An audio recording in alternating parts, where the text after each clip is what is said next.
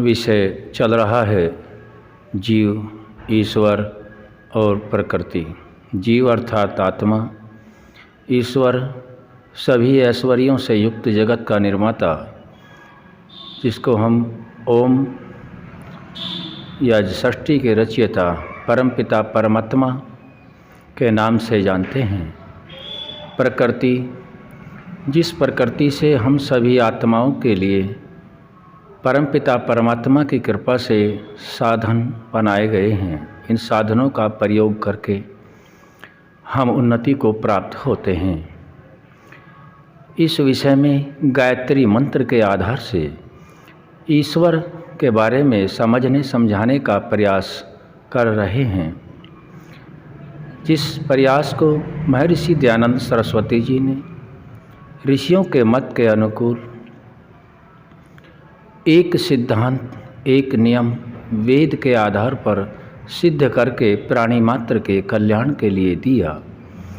उसमें गायत्री मंत्र से हम समझने और समझाने का प्रयास कर रहे हैं, जिसका अर्थ है जो सभी समर्थों में समर्थ सच्चिदानंद स्वरूप, नित्य शुद्ध, नित्य बुद्ध, नित्य मुक्त स्वभाव वाला, कृपा सागर, ठीक ठीक न्याय करने हारा, जन्म मरण आदि कलेश रहित, आकार रहित, सबके घट घट का जानने वाला, सबका धर्ता, पिता, उत्पादक, अन्न आदि से विश्व का पोषण करने हारा, सकल ऐश्वर्य युक्त, जगत का निर्माता, शुद्ध स्वरूप और जो प्राप्ति की कामना करने के योग्य है।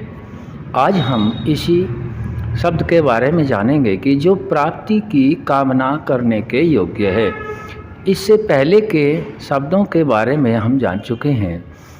प्राप्ति की कामना किसकी की जाए, किसको प्राप्त किया जाए। मनुष्य के लिए निर्देश मिलता है वेद और शास्त्रों के अनुकूल। जो प्राप्त है उसकी रक्षा करें और जो प्राप्त नहीं है उसके लिए धर्मानुकूल प्रयत्न करें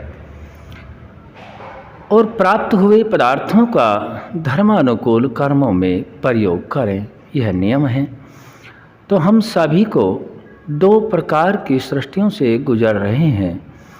एक स्थूल सृष्टि है जो पंच भौतिक तत्वों के निर्माण के उपरांत उत्पन्न होती है, जो कि दृश्यमान होती है।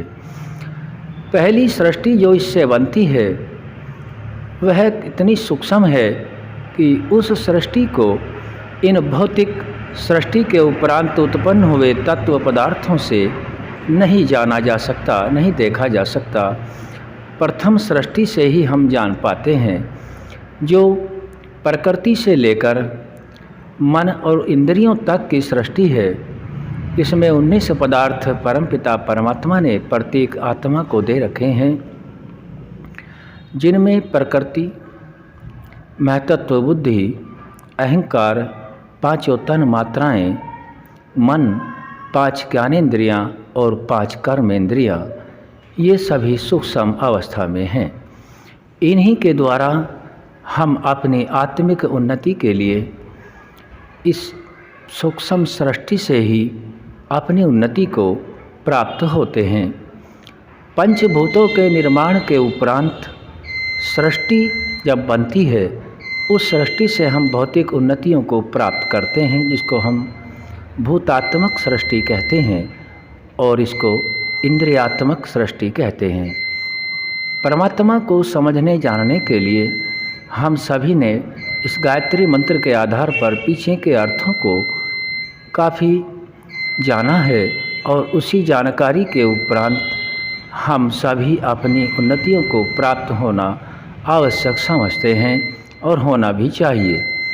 उसी के आधार पर हम परमपिता परमात्मा के दिव्य गुण, कर्म, स्वभाव और पदार्थ हैं। परमात्मा के गुण, कर्म, स्वभाव को जानकर के ही हम सबसे उत्तम, पूर्ण, पवित्र, नित्य और सृष्टिकर्ता, सर्वज्ञ, सर्वव्यापक, सर्व अंतर्यामी है, उसी की प्राप्ति की कामना करते हैं। और उसी से हम उन्नति को प्राप्त होते हैं। हम सभी को अपनी उन्नतियों के लिए उसी परमपिता परमात्मा का ध्यान करके उन्नतियों को प्राप्त करना होता है। आज हमने प्राप्ति की कामना किसकी करें? हम सभी आत्माएं अजर अमर और अविनाशी हैं और यह शरीर सदा साथ देने वाला नहीं है। उस अविनाशी परमपिता परमात्मा की उपासना, प्रार्थना, स्तुति करके ही हम उसकी प्राप्ति करके अपने को श्रेष्ठ, उत्तम, सज्जन, परोपकारी, निर्भीक, साहसी, पुरुषार्थी, विवेकी बना करके हम सभी अपनी उन्नतियों को कर सकते हैं।